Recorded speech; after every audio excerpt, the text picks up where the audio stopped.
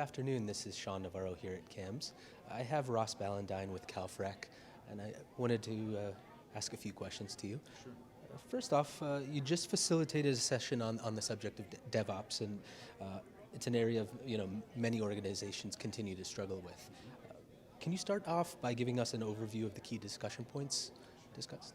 Sure. So it really centered around the idea of what is DevOps, as well as what are the key challenges in putting DevOps in. I really wanted to understand where my peers were at on their journey towards DevOps. And what I found honestly was that everyone's at a different space, but everyone also is working on a different sort of definition of what it really is. So, in short, I think we concluded that it really needs to be something that fits for your organization.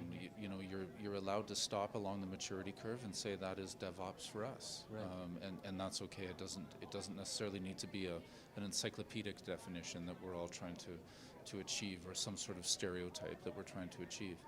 Mm-hmm. But as well, the key thing that came out over and over again is this idea of culture, and the culture of enabling a culture of change, so that as DevOps accelerates the change and value that we can deliver to the business can also consume it. Yeah. So in your personal opinion, do you feel like certain industries, I feel like we just spoke a little bit about this, but certain industries or different sized organizations experience challenges in this area more than others? No, I don't. And as well, I don't necessarily think that the larger organizations that have the financial resources to fund IT and maybe the tools that DevOps requires are necessarily better off than the organizations that don't have that same access to capital. I think it's about the relationship between IT and the business, and that is something that transcends capital and transcends tools.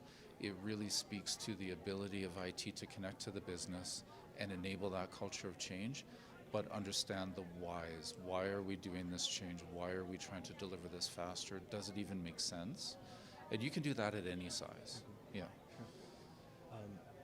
What were some of the success stories shared during the sessions? Anyone in particular kind of catch your mind? Yeah, I thought it was interesting. There were some success stories that led to actually faster time to market on some initiatives, which obviously when we start talking about time to market, we're impacting top line revenue, and that's the holy grail for IT, is to be able to be part of that top line conversation. So DevOps as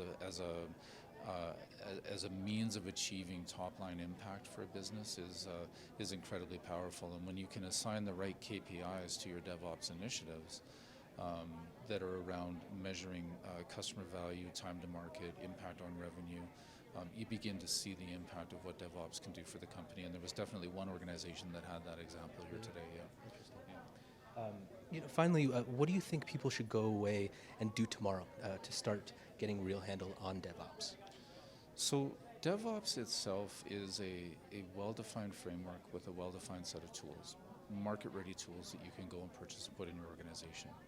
Certainly talent comes into play and you need to worry about that, but all of that is solvable. The technology part of the conversation is always solvable.